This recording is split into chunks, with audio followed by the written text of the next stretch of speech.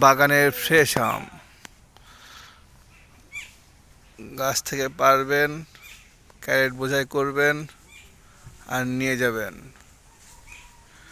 নাগফজলি বাগানের ফ্রেশ আম।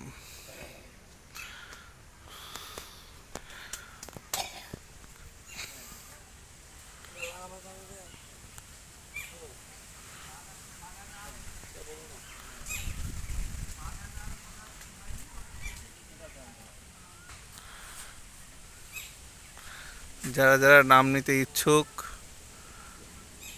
ফোনে অর্ডার করবেন, ইনশাল্লাহ ভালোটা দেওয়ার চেষ্টা করা হবে।